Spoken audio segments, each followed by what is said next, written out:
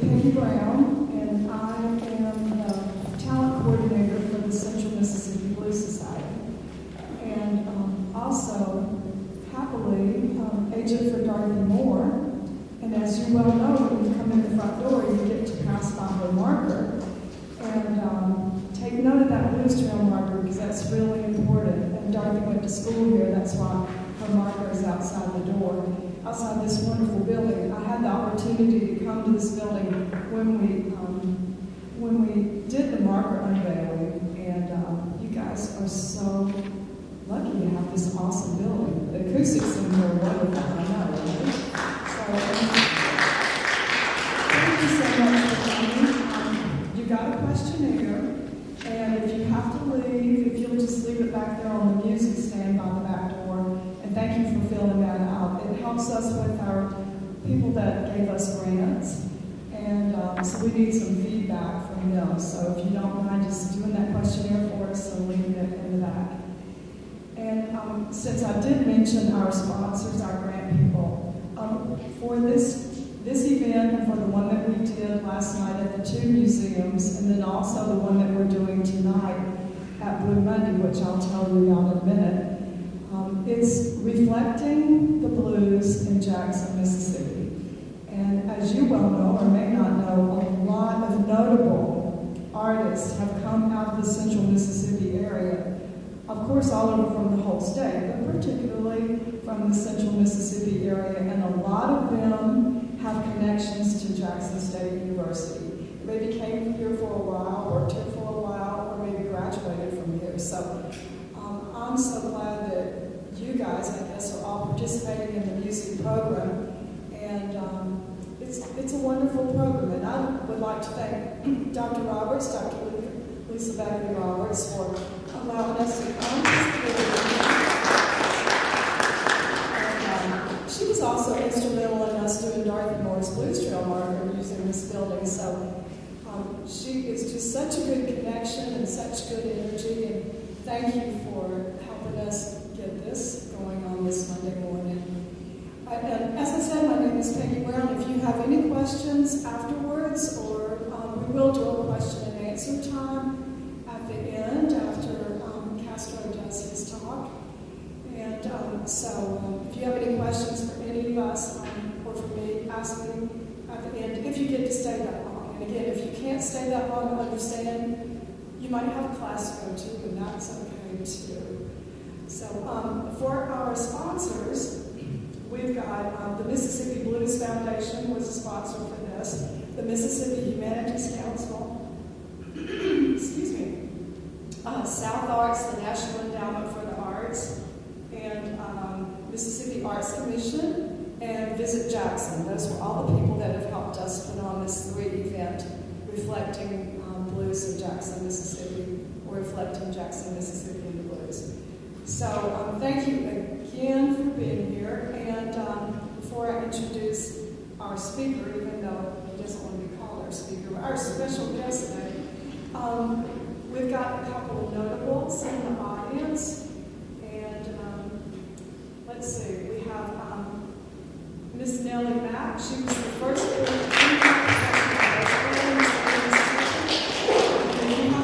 her act up playing bass. You need to see her playing bass sometimes. She is fun. If you've got questions about the music business, catch her before you leave too. Then we've got UK, Miss Maya Cowles, thank you. I like Maya. She and I were roommates for a while on a tour with Jerika Singleton, so Maya's my buddy. Yeah, and we've got Dr. Brenda Willis, and she is a doctor but also she's in house management and everything, so, and maybe somebody else that I can't see, so far away, besides Dr. Roberts. So, did you have somebody to point out? We have an official here. I just want to say that he's here from state government. So happy to welcome you here. Thank you so much for being here. I would add that Ms. Nellie Mack, the first lady of BASE, is also an alumni of our Department of Music here. I did not say that. Thank you so much. Okay, so for our guy today, some of you may know him and some of you may not know him. He goes by Mr. Sipp. His real name, yep. His real name is Castro Coleman, recording artist with Malico, and he started out as gospel, and now he's like gospel and blues or blues and gospel. Depends on the day of the week. And he's done albums in both genres. And I first saw him in 2013. That was when you were in Vicksburg, right?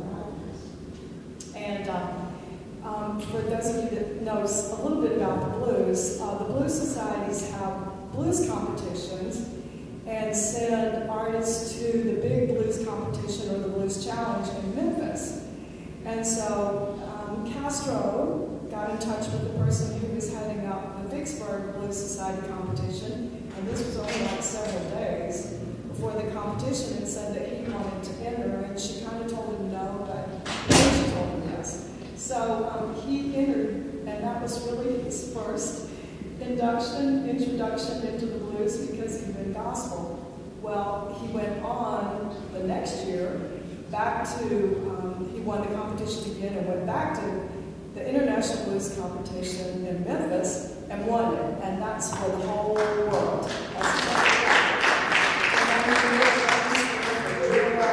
Australia, Japan, all over the place. And Castro and his band took it that year. And he has traveled internationally, the whole world, just about, I would think. And he's been featured on many blues periodicals, like on the cover of this Living Blues, and many more. And Guitar Magazine, I think, on the front of Guitar Magazine.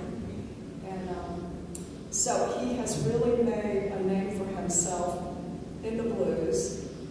After being a gospel artist, and he can tell you who he played with the Williams Brothers and then his True Believers group. So I won't take all of his speech away.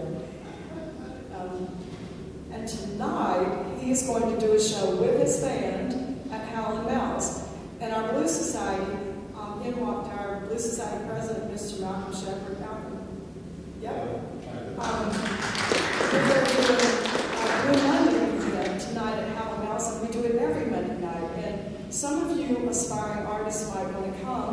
The band, house band, does the first set, and then we have a sign-up sheet, and people get up and perform with the band. Now, if you're a guitar player, great, bring your guitar.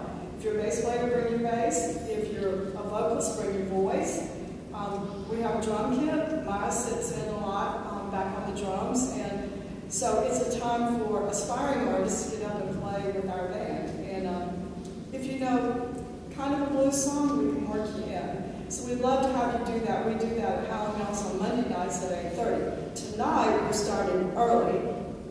Doors open at 7. The house band, the Blue Monday Band, is going to do the first set, and then Castro and his band, Mr. Sipp, is coming on later, like about 8:45. There's no charge. It's free because of our grants, and Howlin' Mouse will have food for order and so forth. So we'd love to have you.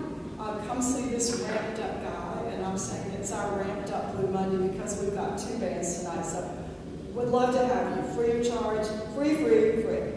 The food is not free, but coming in is free, so we'd love to have you do that. But yeah, come and see him.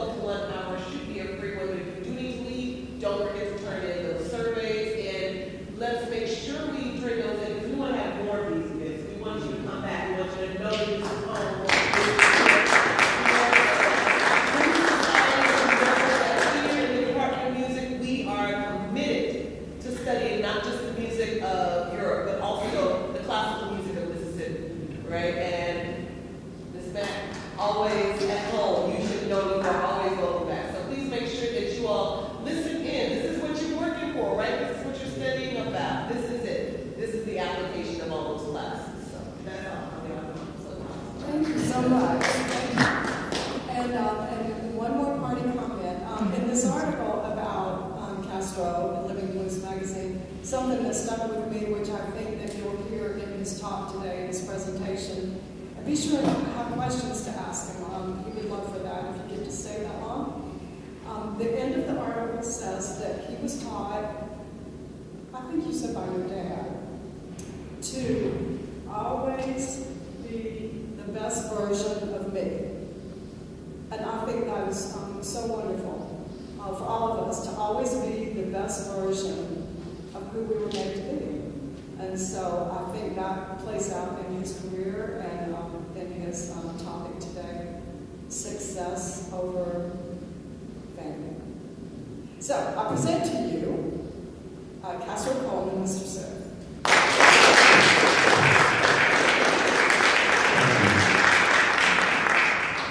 Dr. Roberts, thank you for allowing us to come in this beautiful place and have this workshop.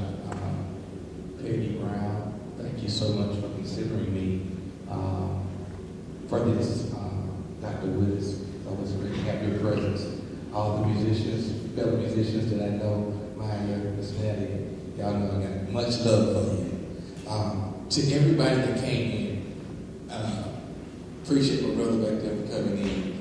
For everybody that came in, I want to say hello, good morning, and I'm honored to be sitting here to give you me for about an hour.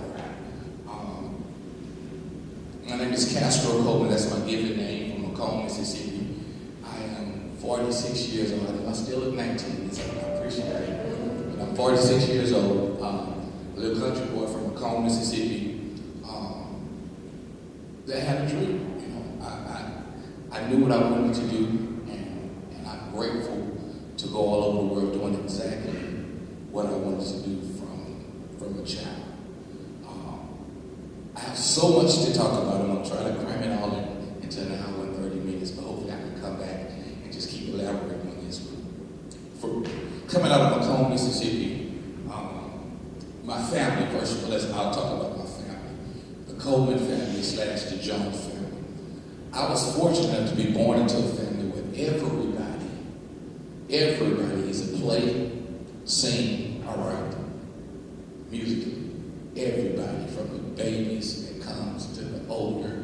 My grandfather played, my great-grandfather played. Music is a thing of our family. And I tell people this and they don't believe it, but it's the truth. I am the least talented person in my family. But I'm the one that was crazy enough to pursue it for a living.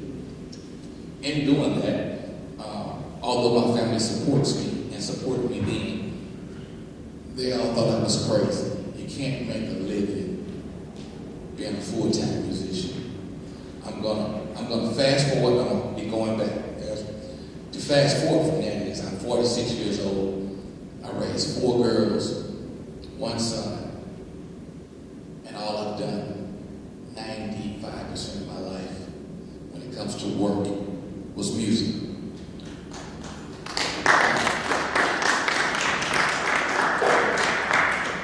How did that happen?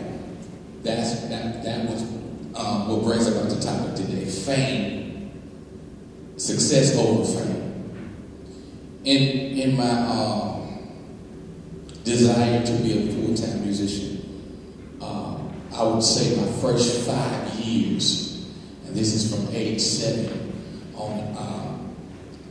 to 13, 14. All I wanted to do was be famous. I had my eye on the light, on the shine, and I was working, I was grinding, I was practicing, I was in the mirror, I was grooming myself to be famous. And God rest his soul, my grandfather, the late great Lewis Coleman, used to take me and my brothers around to play for the revivals and stuff. And when I get there, I had an attitude. If it wasn't a lot of people there, it's like I didn't really want to, come on, Papa, we're gonna do this. We're gonna do this church this week, man. And he was like, what are you looking for? I said, I need people to see me and my brothers, play. And he was like, you want to be famous when you need to be successful. He said, there could be somebody in this church that can help you get farther than you could ever go although it's not a lot of people here, but it may be the right person at the right time. And I need you to give your all every time you hit the floor. And that stuck with me at that age, because generally if the church was full, oh man, I get with my brother and I pull out all kind of licks and tricks, you know. But if it wasn't full, I kind of relaxed and just get on through the night, you know. And so my grandfather laid it on me to always give my all. Now I had some notes that I was going to go by, but I want to throw the notes away today and just come straight from the hip. I did bring something. I want to show you guys this before I go any further. When I turned 21, my grandfather gave me something. It's not much, but I keep this with me everywhere I go.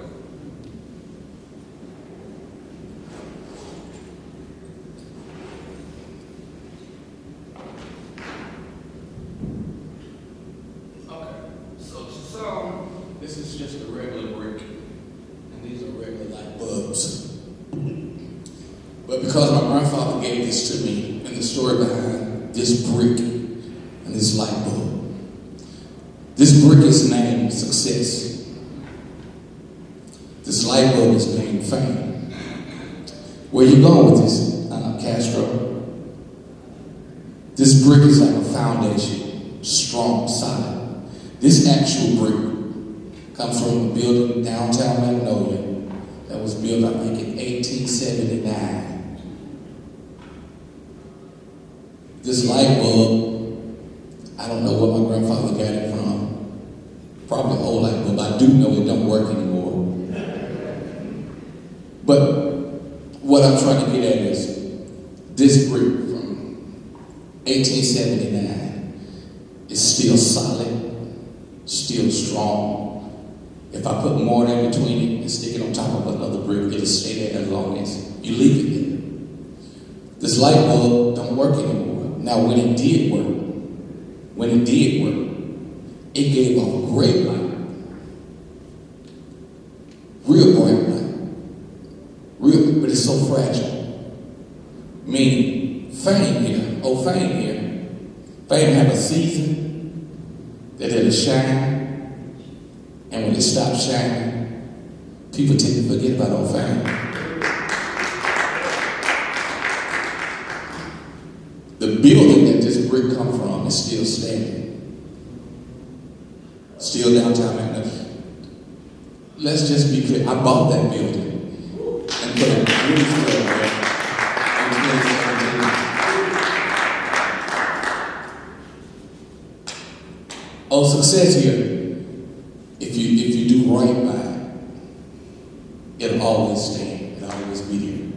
I'm just going to sit this here for a second, because as I talk about old fame here and old success, you'll see more than just a brick that I'm holding. In me in my early stages of chasing fame,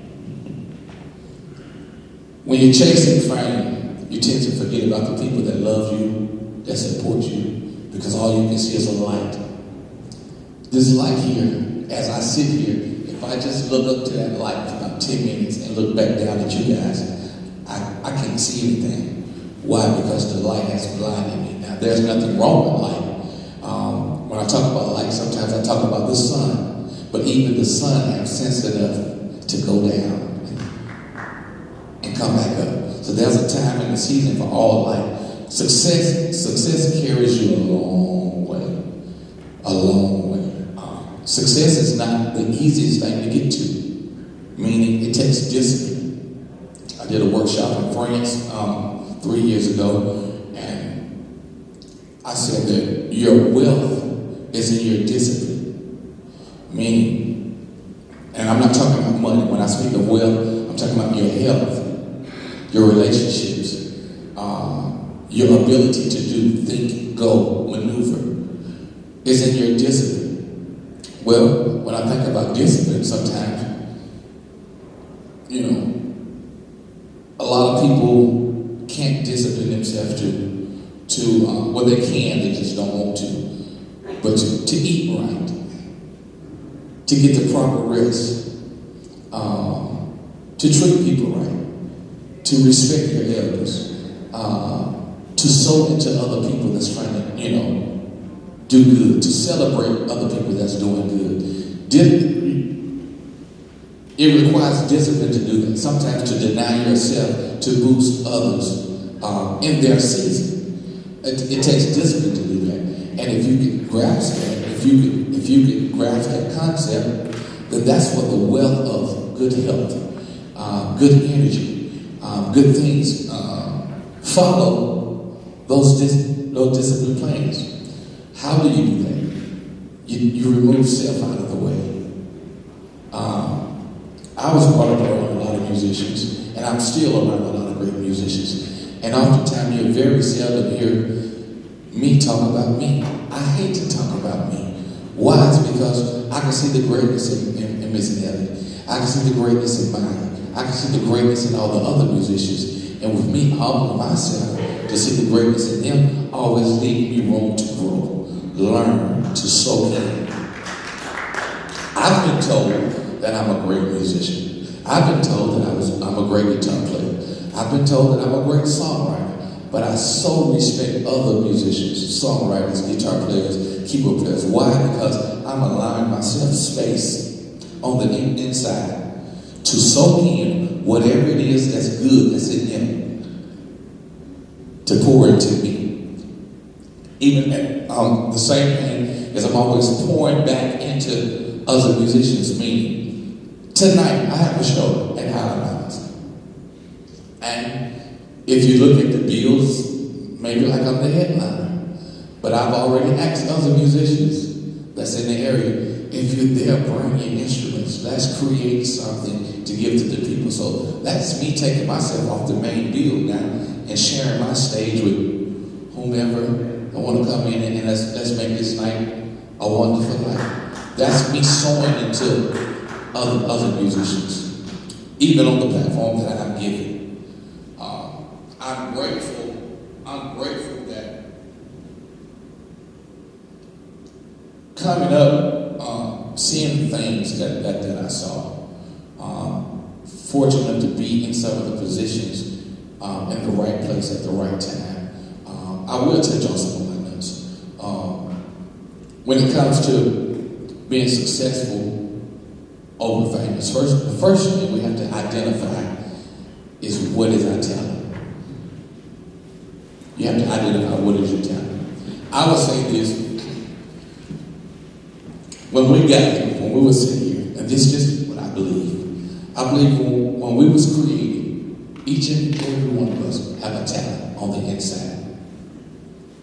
Whether you believe it, whether you know it, you was born with a talent. You got to stir up the gift. I believe when we were sitting here, say, hey, I'm going to send Dr. Roberts down. But along with Dr. Roberts, here's a bag I'm going to send to Dr. Roberts. Everything Dr. Roberts needs in life is in this bag. Now, I'm not going to reach in the bag and give it to Dr. Roberts. Dr. Roberts has to discipline herself to go in her own bag and find what she needs to be the best Dr. Roberts she could be in this life. Study to show thyself approved. So once I learned that I had a bag, I was about 15, when I realized that I had a bag that was sent down here with me, I started searching my own bag. And in searching my own bag, I wasn't depending on my uncles and my aunties that was greater than me to develop me, to mold me, I stuck around to see people, that's all I could, but I couldn't depend on them and say, hey, Castro, do this, do it this way. I had to start going in my own bag and say, hey, here's a screwdriver in this bag. Hey, here's a guitar string in this bag. Hey, here's a guitar card in this bag. Hey, here's an opportunity to go and be around other people that's doing what I'm dreaming to do. I had to operate and make things in my bag active.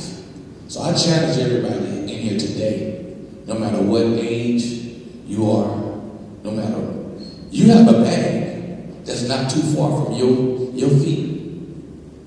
I challenge you to look in that bag and find out what was sitting here with you, for you. She read one of my quotes that my dad gave me. It's every morning that I wake up and I try to be the best version of me. I live by that. That keeps me out of competition with anybody in the world. Meaning, if I'm the best version of Castro, there's no competition. Can't nobody beat me. Can't nobody beat me being me because I'm me. You know, and with that mentality, that allows you to work hard. That allows you to soar. I think about my guitar skills. And when I'm sitting with guys like Kingfish from Mississippi, Grammy Award-winning Kingfish, Eric Gales, Joe Bonamassa, you know, all these big players in the industry that everybody know. And I sit down with them and I hear them asking me questions about how I play. The way I play is not in the textbook. It's what I feel. And my mom told me, what comes from the heart reaches the heart. No, I'm not the best guitar player. I am not the best singer. I'm not the best songwriter. But what I play for me, what I write for me, what I sing for me, oh my God. I've seen it all. I just left Israel, Tel Aviv, 2 weeks ago. Man, I said, Israel. You know, that blew my mind. But it really blew my mind that when I got there, my music had beat me there. So they were singing my songs. They were singing my songs, playing my music. For me, that's not fame, that's success. I worked from age 6 to get to a point to where all over the world, they singing my songs. They're playing my music. They're playing my style of guitar. What is that style? Right now I call it the Mississippi. I don't know what it's called. You know. But you guys can do that. But you got to calculate it right. Meaning you got to you can't focus on the light of it. Think about the solidness of it, the foundation of it. That's what brings about the success. After you discover your talent, then you have to serve. You have to serve in your field. That's why I said, what are you talking about? A lot of people don't know that for 11 years, there's a recording studio on Pearl Orchard. It's called Terminal Studios, where the Williams brothers recorded a lot of records. People don't know for 12 years straight, I drove from Macomb, Mississippi to Terminal Records just to be the pizza boy. I knew I could play. And I'm sitting there through sessions after session after sessions, watching them call their musicians, watching them call their writers, you know. And all I was good for 12 years was to go to Pizza Hut to pick up the pizza, run to Walmart to pick up some batteries, run to Mississippi Music to pick up strings. You know, I was the errand boy. You know, now what they did not know, that every session that I was invited to, not by them, but by the engineer, Randy, I would come there and I was soaking in. Okay, so this is how you turn that knob. Okay, this is how you put this verse with this vamp. You know, I'm soaking it in. Toward 2005, they was recording the Henry Green's project. Never will forget it. It was called the Henry Green's project. They called my friend Eric Bryce. He was supposed to do the session. Eric couldn't make it last minute. They called Spanky Alfred Johnson after that. Spanky couldn't get a flight in time. They called Jonathan Dubose. Jonathan was already booked for a session for Pastor Shirley Season. Randy said, you guys are calling all over the world. And I've been having a guy come up here for 12 years that could play all of this stuff. This is the thing. 1992, I got my first record deal with the Williams Brothers. So they knew me. They knew I could play, but always overlooked me. Now, if I would have took that as they just overlooking me, I'm not going to drive up there. And just make a note, from Macomb, Mississippi to Pearl Orchard is 92 miles one way. One way. So that means I was coming every time they had a session for free, no money, only to be the errand boy. But I was dedicated. I said, I'm going to keep coming. If Randy keep letting me know when they have a session, I'm going to keep coming. I'm going to keep coming. Because what they don't know is I'm learning how to write better songs. I'm getting an ear for mixing. I'm understanding now. I'm understanding how to lay a bed for a track before I started putting auxiliary sounds. I'm learning so much as the pizza boy.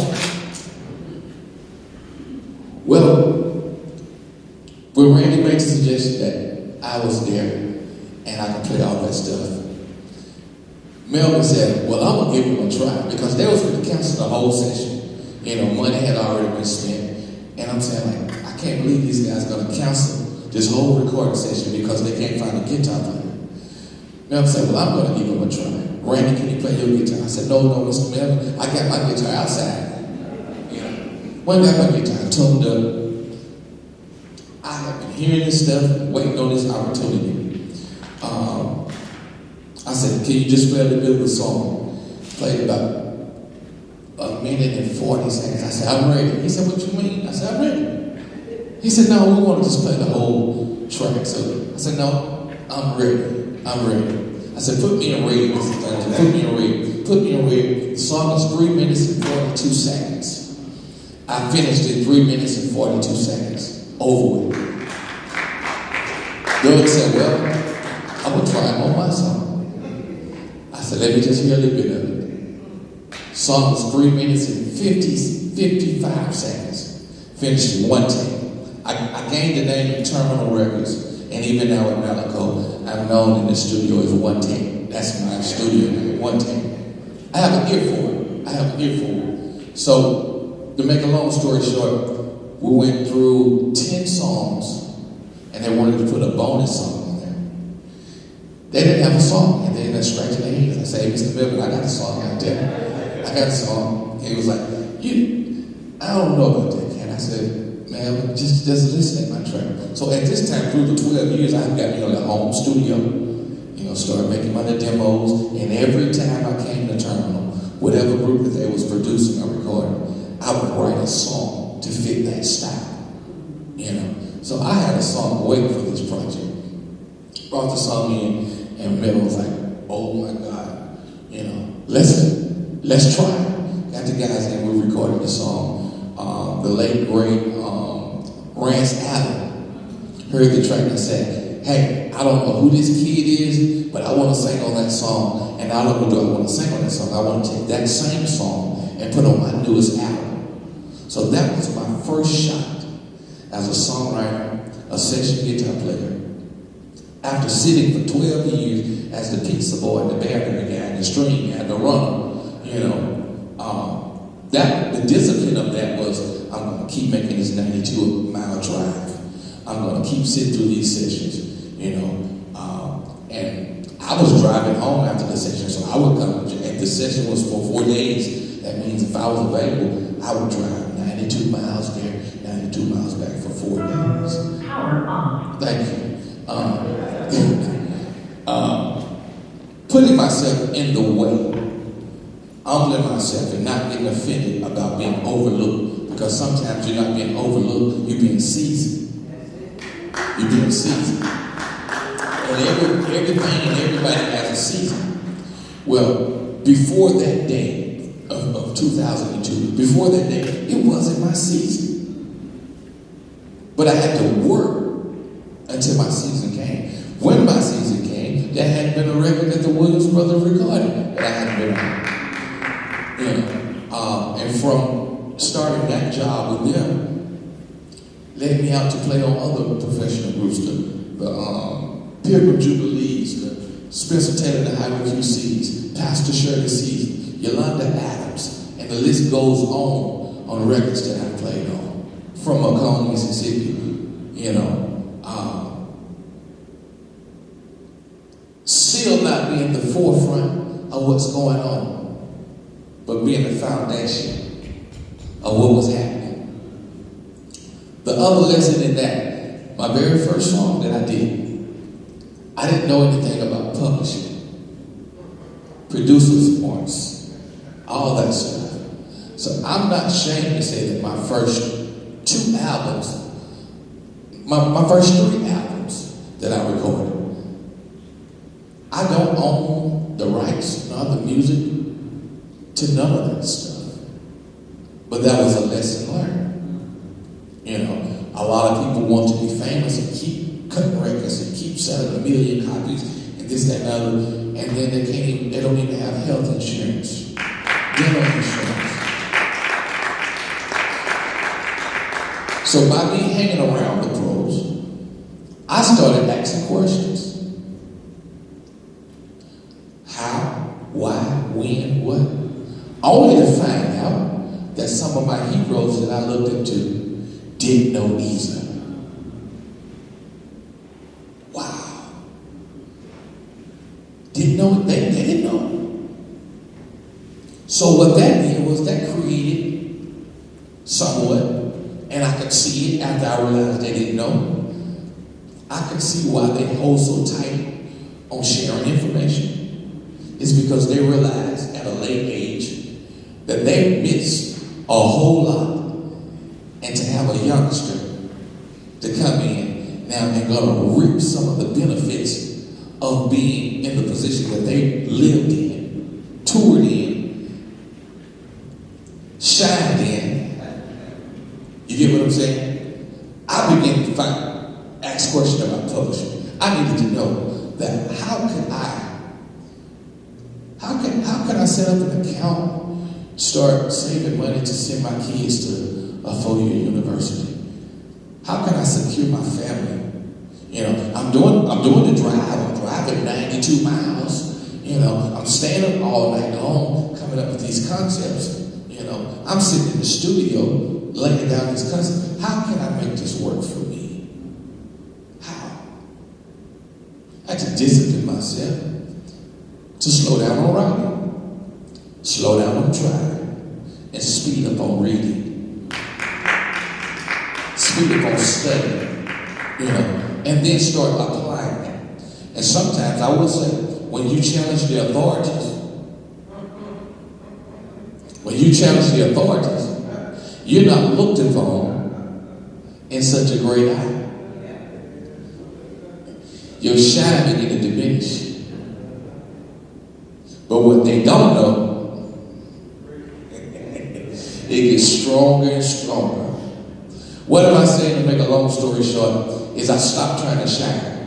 I stopped writing songs for everybody. I stopped writing songs for everybody, just putting it on the record, just to have a name on the back of the record. I need to see some publishing. I need to see some producer points. I need to see a lot of that stuff. And in doing that, oh no, Mr. Sipp, Castro Coleman is not the biggest house known name. It's not, and I'm fine with that. Because I do music, because I love it, and I see what it does to people. It heals people.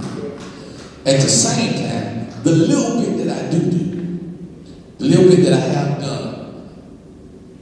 has created a great life for me and my siblings, my kids. So I'm telling you, a lot of people that you know that's probably famous, it takes a lot of work to keep that light shining. When it don't take much work for this old brick right here to hold this whole building up. Can I say something about this? This is a beautiful building. And when people come here, they come in here and talk about the acoustics.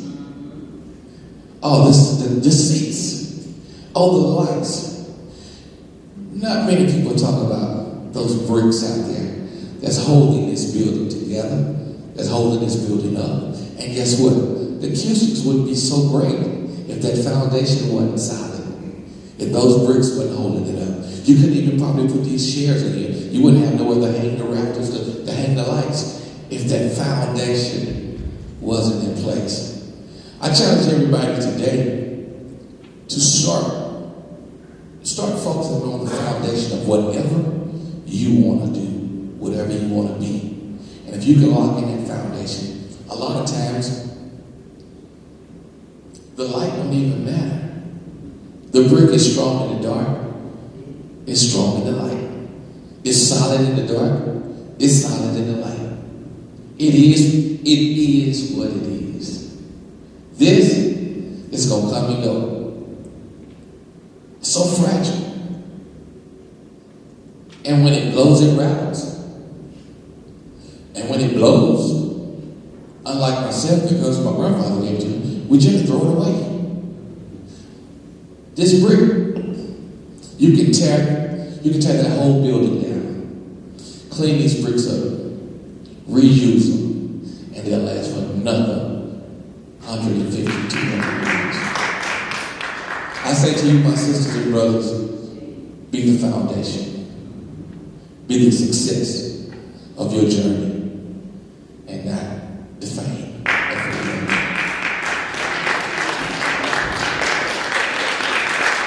Thank you so much. I like to open the floor for questions. And I say I'm an open book. I have no secrets. It is what it is.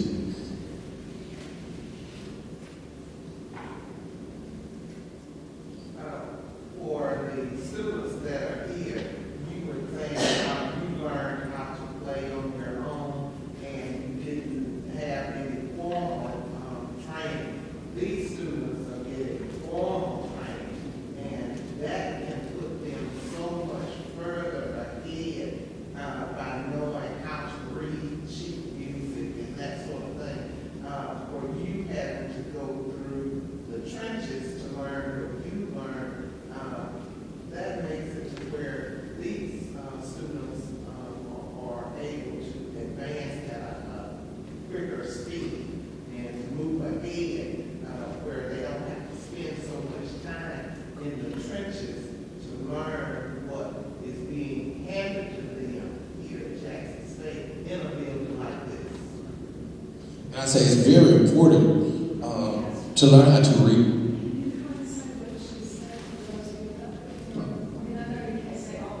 I'm going to let her say it. Hello.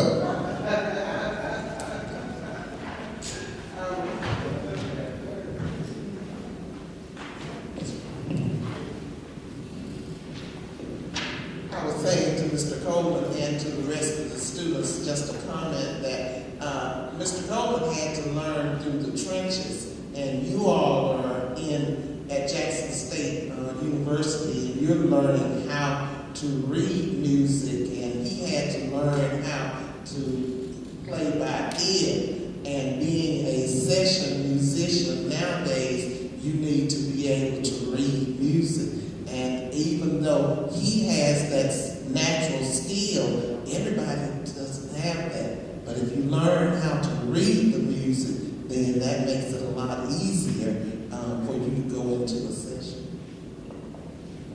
Yes, and I was going to say, it's very important going forward. Can I say that? It's very important going forward, especially if you have this opportunity to learn to read it. I could share a few experiences with me that I did get calls for some upper level session, and the first thing they asked me was, we love the way you play, or we love the energy that you bring, can you read it? And I was like, da, da, da, da. And that knocked me out of, especially my early stages, knocked me out of so many sessions that was over, it just wasn't regular gospel music, or this was some mainstream stuff that I couldn't read it. I'm grateful that what I do have, eventually, and I tell nobody to take this chance, but what I do have now has eventually overpassed that point of me needing to read. May, the month of May, the Count Basie Orchestra did their first blues album. And out of all the musicians in the world, blues musicians in the world, you know what the first guy they called? Mr. Sipp. And I'm like, wow, are you serious? And, you know, I was like, yeah. It was like, we wanted to make sure we got you first before we contacted George Benson. I was like, oh, wait. I said, oh. We wanted to make sure we could lock you in before we reach out to Mr. George Benson and the other musicians that played. I was like, wow.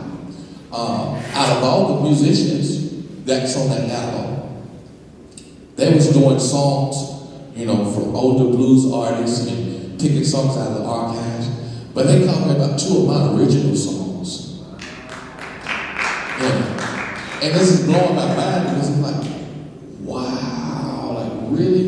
You know, and then not only that, is when I got there, everybody had the sheet music and everything, and I was like, you know, at this point, I would say now, today, I could read enough to get me through any session if that was a requirement. That means I went back and I educated myself so that I wouldn't be handicapped. So I asked for the sheet music, and they was like, oh no, Mr. Sipp, we want you to bring that Mississippi feel. Like, we want it raw, you know. So I'm grateful that somehow in my journey of coming through, doing the right thing, doing right by people, doing right by my gift, it's sometimes overlooked the technical things that's needed. And I'm grateful about that. I share that because that's all a part of discipline. It's easy to start moving, start getting notoriety, and then get your head blown, get a bad attitude.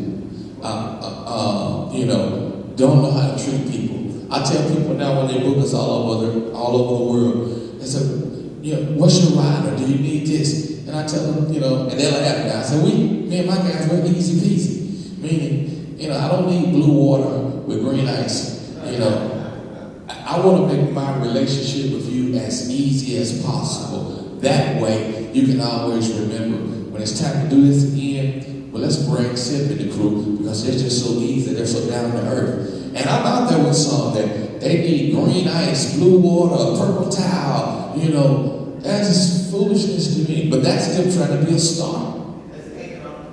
Yeah, you know, that's people that's trying to shine when I'm there trying to be the foundation and build a relationship.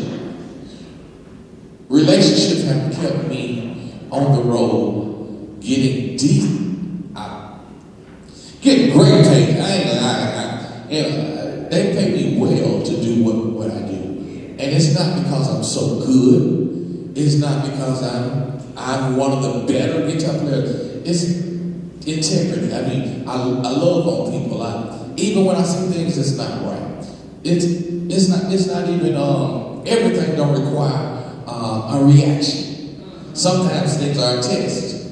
You know, and I've been tested, and I know I'll be tested sometimes, you know, but everything don't require a reaction. Let me see, my first record deal, 1992, Blackberry Records, the Williams Brothers. They was the biggest name from my area, you know, and coming up in the church, hey man, like Williams Brothers, you know all the Williams Brothers songs. Real quick, I remember 3rd grade, Doug Williams' first wife, Nene Williams, was my 3rd grade teacher, and we had career day. And when it got to me, they was like, you know, what you want to do when you grow up? I stood up, about this tall. I stood up and I said, I'm gonna play for your husband right there. And my classmates were like, oh yeah, right. 2005, guess who was the guitar player for the Williams Brothers?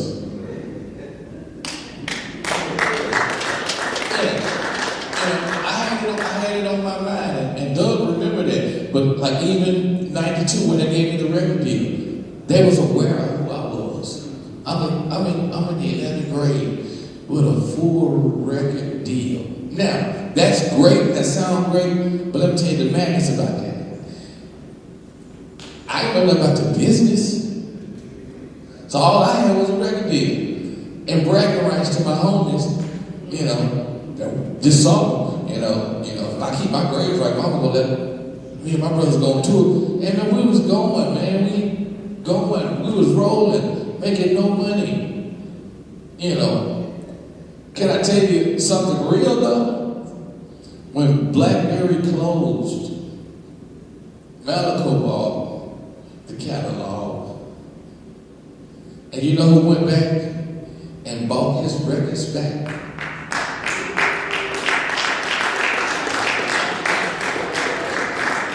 Meaning I learned how to maneuver my way in the business.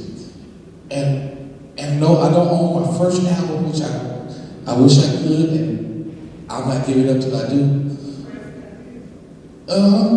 But I end up buying my masters back. You know, so I own some songs that was dear to my heart. You know, I own some masterpieces in my heart that most artists that go through that early stage of record deals never see a dime off of it. You get what I'm saying? And I also learned, and this is big. I don't have a record deal right now. And I've been with Malico for 15 years. I have a partnership. I'm a partner of Malico with my music. You know. And I see guys, and I talk to guys that, hey, I'm gonna give you a record deal. And I try to share with them the difference between a partnership and a record deal. You know, the partnership you can negotiate. You know, you can negotiate your terms to work in your favor as a partner. A record deal, you can negotiate the deal that's gonna work even better probably for them. You know, I don't know, I can talk about this all day. The prestige of saying I got a deal, you know, it's only a conversation piece. And a conversation piece is as long as the conversation lasts. It's gone. It's gone after the conversation is gone, it's gone. Unless you bring it up again. But conversation does not feed the children. It doesn't. So in your going forth, and I'm talking to the students, in your going forth, first of all, being the best version of you. I promise you, if you become the best version of you, man, and there's no drummer, saxophone player, writer can beat you being you. So I walk in every venue, I walk in every city, I walk in every platform. I walk in saying, hey, I feel no pressure about what's coming before me. I have to be, because I'm about to be the best version of 46-year-old Castro. And man, me being the best version of me tickles me, because every day I'm striving to be better, and I'm finding new things to be better about. So, love on yourself, love on your gift, know who you are. If you don't know who you are, begin to search, who am I? What is my purpose? And how do I want what I want to do? How do I want it to nurture the world going forth? I don't want to take any time. If students, do you all have any questions? I have a question for you. So, a couple of things. You dropped in so many gems, and I thank you so much for what you're sharing. You mentioned about, not reading music initially, but then I remember yesterday you talked about basically a perfect pitch. Yeah, you can identify the specific pitches in the car, and all that kind of stuff. I just want to mention that that's one thing. But you were just talking about relationships, and one of the things we really work hard on. Yeah, we want to train technical musicians, but also the entire package. And I'm wondering if you could talk about some of those things outside of music that you do to foster those relationships, to assure that you're viewed, you're going to be invited back, just the things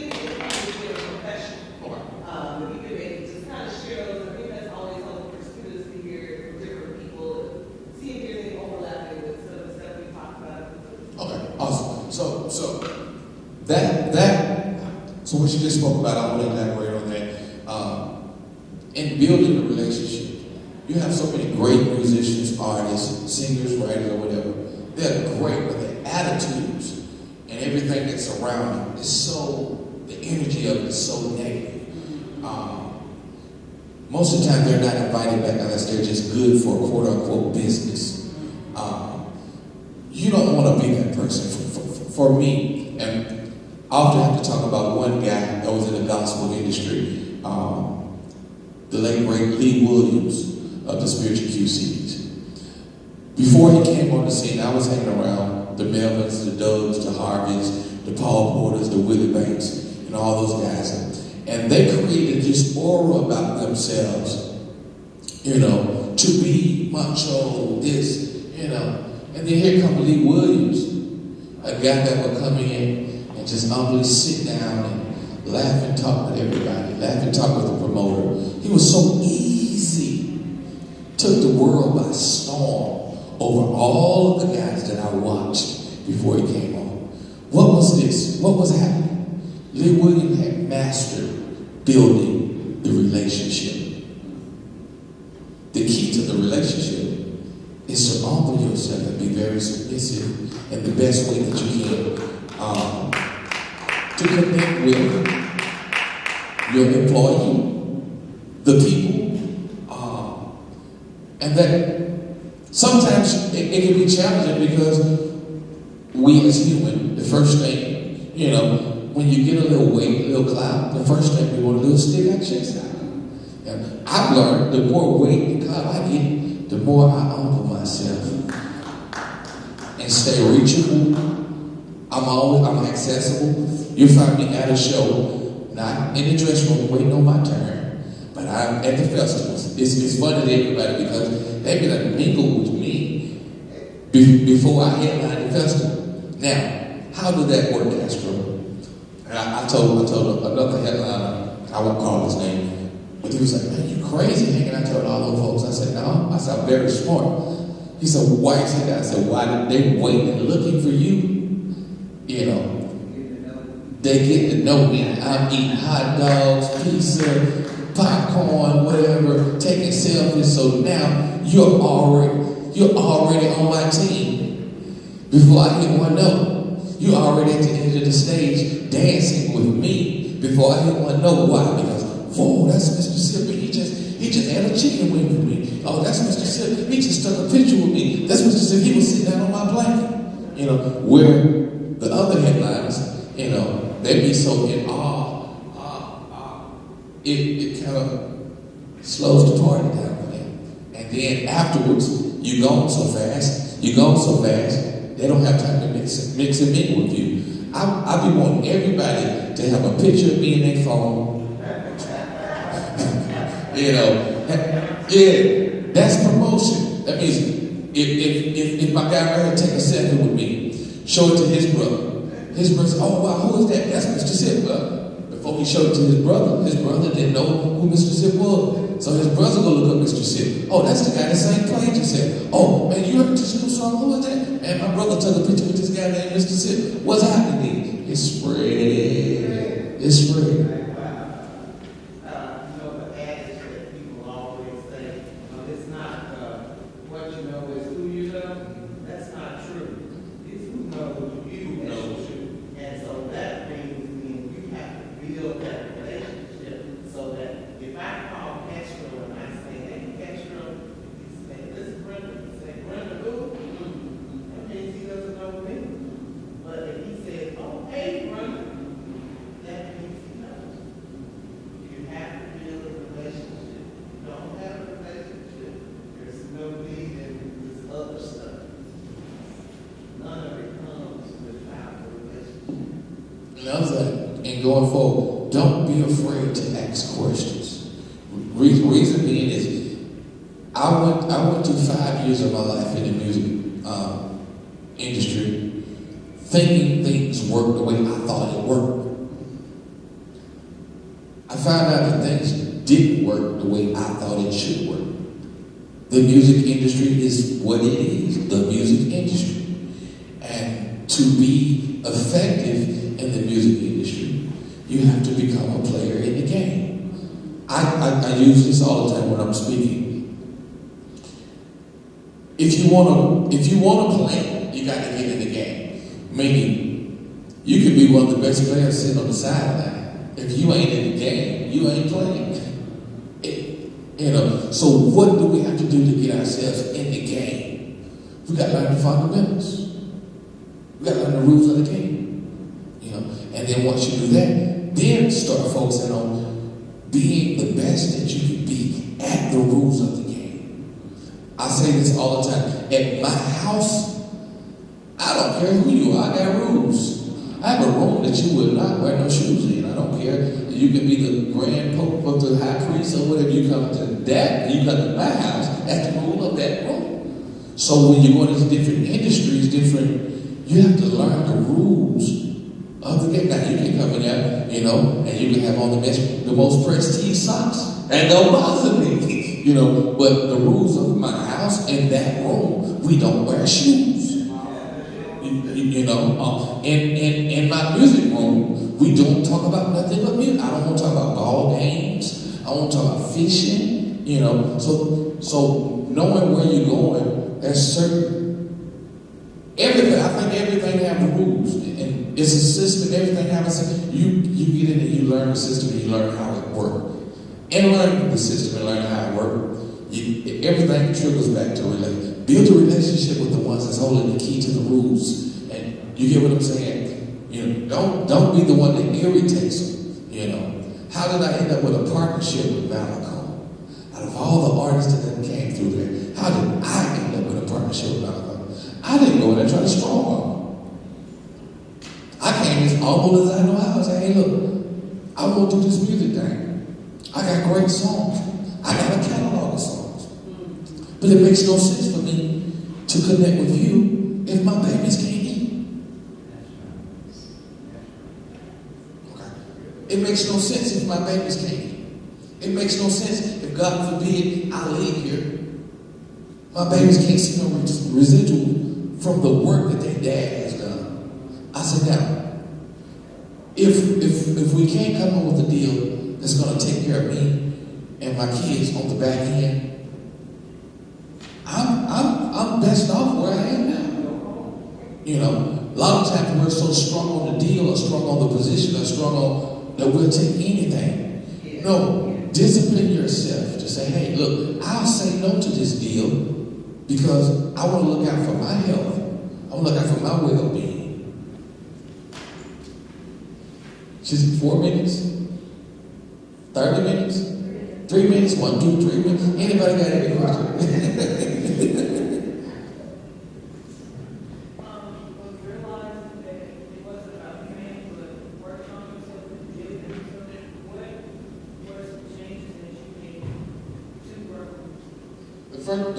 The first change that I made is to take my eye off of people. Take my eye off of impressing people. And to build myself, discipline myself to not impress people, but to connect with people. See, and being famous, you're losing the whole connection. But being successful is the relationships bonds everything together. So the first thing I did was look at myself and say, hey, look, I need to stop trying to impress people, but to build with people.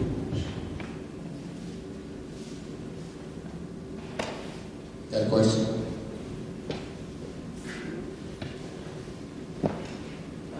Okay. Yes, I do have a question. I'm sorry. Okay. I'd like to ask you if I can sit up in your VIP tonight. You sure can't come right down to the front. You come right down to the front. I want you to dance all night long. Will do. Thank you. Make sure that he knows who you are. Because there's only 15 others thinking the same way. Like they're thinking the same thing. That they want to be in the VIP. You better make sure that he remembers you. So it means that he knows nobody else is here. She knows somebody. Thank you. Listen, my name is Castro Coleman. I'm a call Mississippi. People call me Mr. Sipp, and y'all can call me Castro, Cat, Mr. Sipp. So that name comes from, it's short for Mr. Mississippi. I love Mississippi so much. They told me that I couldn't be successful, I wouldn't make it unless I moved down to Mississippi. This is what my classmates told me. I told them that I'd never leave Mississippi. And in fact, I didn't leave Mississippi, but I went back to my hometown and bought 5 of the 9 buildings downtown in my hometown to show them that I ain't going nowhere. And I still live in McComb, Mississippi. So Mr. Sipp I want to represent my state all over the world. So Mr. Sipp stands for, is short for Mr. Mississippi.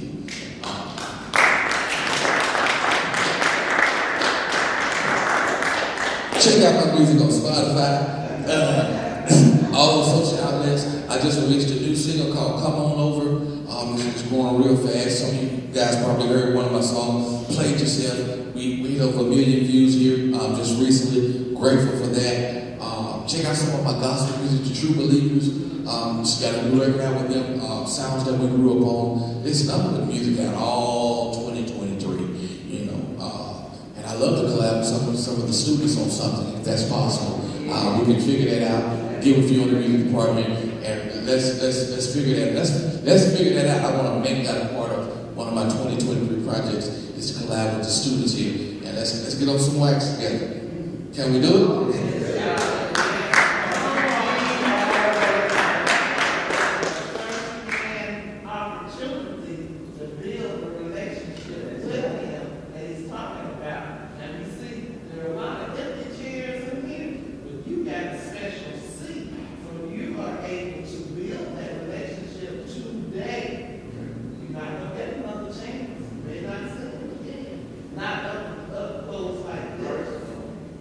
And I encourage you, whatever style of music that you do. I song gospel, I play blues, but I'm music, meaning I can do it all. I'm with it all. It's all a gift, it's all a craft. So I'm not limiting myself to, you know, just one thing. You know, hey, if you rock, then I'm rocking with you.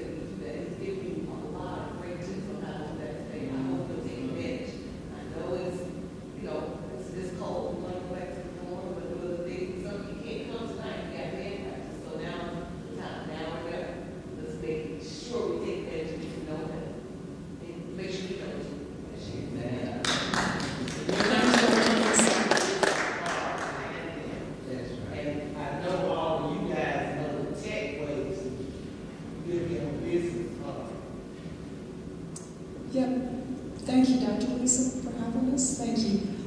Thank you guys for coming. We do have some refreshments over in the other room. Is that in the hallway? In the hallway out there. I'm not sure that it's gangbuster refreshments, but take what you can. Thank you for coming, and yeah, I think that's a stellar idea to have him back as some sort of program here. That's awesome. I would like to help you make that happen again, or the Police Society can help you. So thank you. And if you got your little questionnaire, if you don't mind just filling it out and handing it to one of us or leaving it back on the music stand. And I'm sure that this guy would be delighted to take a picture with you. If you want to put that on your phone, help advertise him. And as he said, he does have a new Blues Soul release single. And just had a new music video release, is that right? Yeah. So you can ask him about that. Y'all swap numbers, whatever you want to do, but come get a picture with him if you got a moment. Thank y'all for coming so much.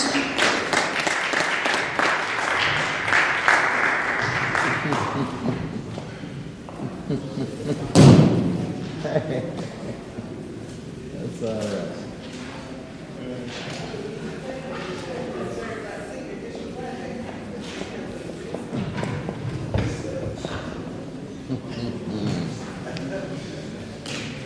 Well, thank you.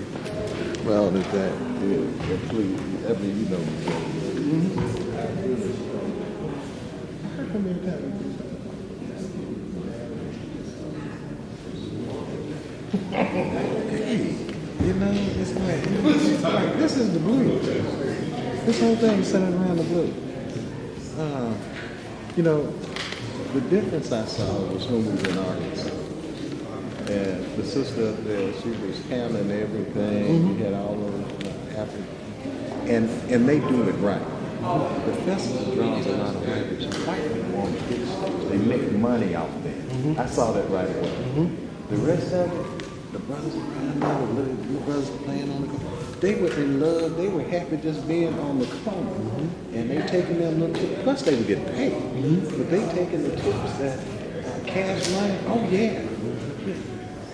We hadn't figured that out. Yeah, where everybody. Yeah. See, there's a place for everybody. You know, and met Richard Ware, we met at the Pittsburgh Country Club. Well, see, look, I said, baby, it won't be here. You know, now, we can use them, we can have performances and fundraisers, but it needs to be down in LD. Well, see what I was at? Sure, that's out. If I'm going to be involved, come see me down at LD. Not LD done for it. See, it doesn't be like when I grow up. I tell them all the time.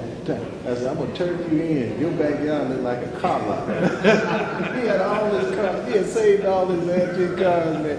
About 8 of them back there. So. Different places now. Oh, look at that. For certain, but